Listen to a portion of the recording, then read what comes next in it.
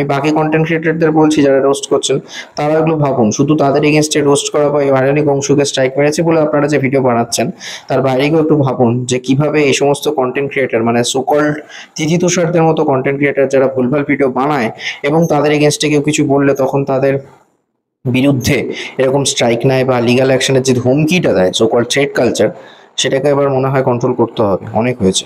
কাপল blog video অনেকেই বানায়, সেটা আমাদের এখানকার সোদপুর পানিহাটির দিকে অনেক ভালো ভালো কন্টেন্ট ক্রিয়েটার আছে, তাদের নাম বলছি একেবারেই। অরিজিৎ আছে, আরও ভালো বেশ ভালো ক্রিয়েটার, সায়ন রয়েছে, সন্দীপ আছে, অনেকেই রয়েছে যারা ভালো কন্টেন্ট ক্রিয়েট করে। কিন্তু সেগুলো কাপল ভিডিও থাকলে অবশ্যই এখনকার দিনে যেটা গ্রে বানাচ্ছে, গ্রে ভালো ভিডিও বানায়, মজার ভিডিও হয়। কিন্তু এরকম তো বাজে কিছু ভালগারিজম ভিডিও বানায় না, না যেটা নিয়ে কেউ আঙুল তুলবে, যেটা নিয়ে কেউ রোস্ট করবে।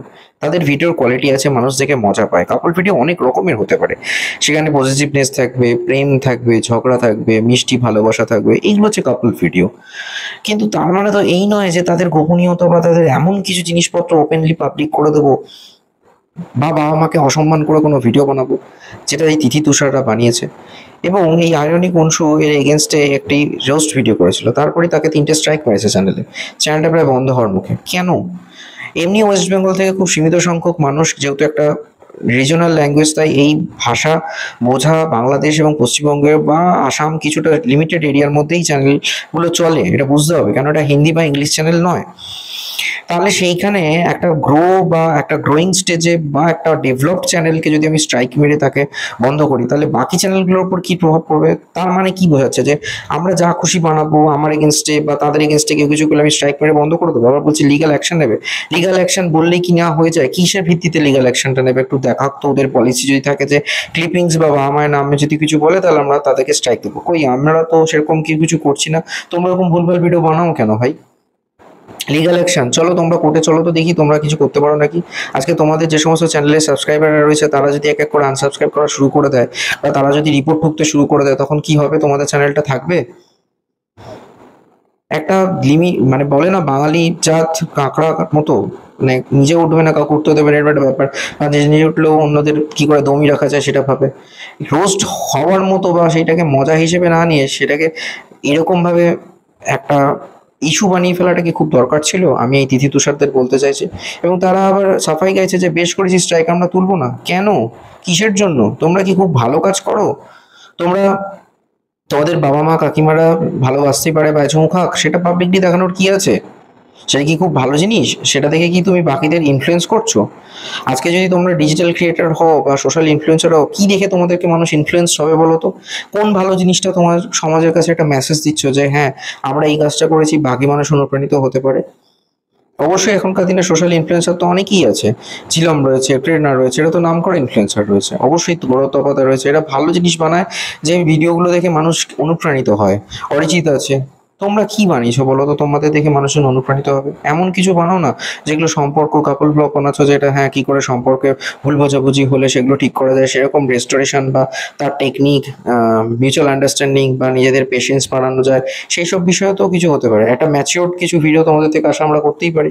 নচেৎ তোমরা এরকম ভুলভাল চাটাচাটির দৃশ্য নিয়ে, গোপনীয়তা নিয়ে বা তোমাদের একেবারে মাখামাখি ব্যাপার স্যাপার কি করে ভিউ পাওয়া যায় সেই সমস্ত যৌন উত্তেজনার জিনিসপত্রগুলো তোমরা এখানে দেখাবে, নিজেদের হাওয়াসগুলো এখানে তোমরা শো অফ করবে, মানে কতটা সত্যি নয় যতটা তোমরা অভিনয় করে দেখাচ্ছ, যে সেখান থেকে চ্যানেলটাকে গ্রো করছো। এটা কি সত্যি খুব মানে বুক ঠুকে বলা ভালো কাজ? আমি জানতে চাইছি তোমাদের কাছে। আর লিগাল অ্যাকশনের যে কথা বলছো, লিগাল অ্যাকশন কি, কিসের ভিত্তিতে, কোন যুক্তিতে তোমরা লিগাল স্টেপটা নেবে? যাও না কোর্টে গিয়ে প্রডিউস করো তো দেখি। অ্যাপ্লিকেশন আগে করতে হয়, একটা কেস ঠোকার আগে একটা অ্যাপ্লিকেশন করতে হয়, সেটা করো তো দেখি। কি বলবে? লোকাল সেশন জাজ বা ব্যাংশাল কোর্ট এসব জায়গায় করতে হয়, জেলা আদালত, তারপর যেতে হয় হাইকোর্ট, তারপর সুপ্রিম কোর্ট, 3টে স্টেজ থেকে সিঙ্গেল বেঞ্চ, ডিভিশন বেঞ্চ থাকে। যাও তোমরা যে কি মামলা ঠকো তো ওই আয়রনিক অংশ বা তোমাদের এগেনস্টে যারা এরকম করছে, একটু দেখি কিভাবে তোমরা করবে। একটা স্ট্রাইক মেরে দিলে এবার যদি আমরা ইউটিউবে একটা রিপোর্ট করি যে এই কাণ্ডগুলো হয়েছে, অ্যালগোরিদম দিয়ে চেকিং ব্যাপার হচ্ছে তো, যে সেটা আমরা অন্যভাবেও অ্যাপ্লাই করতে পারি। অ্যালগোরিদমের কেন, নর্মাল হিউম্যান একটা অপশন থাকে, করুক তো দেখি। আমি বাকি কন্টেন্ট ক্রিয়েটরদের বলছি যারা রোস্ট করছেন, তারা এগুলো ভাবুন। শুধু তাদের এগেনস্টে রোস্ট করা বা ভাইরালি অংশকে স্ট্রাইক মেরেছে বলে আপনারা যে ভিডিও বানাচ্ছেন, তার বাইরে গিয়েও একটু ভাবুন যে কিভাবে এই সমস্ত কন্টেন্ট ক্রিয়েটর, মানে সোকল্ড তিথি তুষারদের মতো কন্টেন্ট ক্রিয়েটর যারা ভুলভাল ভিডিও বানায় এবং তাদের এগেনস্টে কেউ কিছু বললে তখন তাদের বিরুদ্ধে এরকম স্ট্রাইক নেয় বা লিগ্যাল অ্যাকশনের যে হুমকিটা দেয়, সোকল থ্রেট কালচার, সেটাকে এবার মনে হয় কন্ট্রোল করতে হবে। অনেক হয়েছে, বাংলা এগোক এটাই আমি চাই। নচেত নিজেদের মধ্যে এই খেই করে জায়গাটাকে আরো কলুষিত করার কোনো মানে হয় না। কন্টেন্ট ক্রিয়েট করুন, ভালো জিনিস বানান যেটা মানুষ দেখে, এবং হ্যাঁ অবশ্যই হাসি পাক, তারা একটু মন খুলে হাসুক, তারা ভালো জিনিস জানুক, এটাই আমি চাইবো। Stay tune on Bong stories and follow my page Facebook সোজা সাপটা সুমন।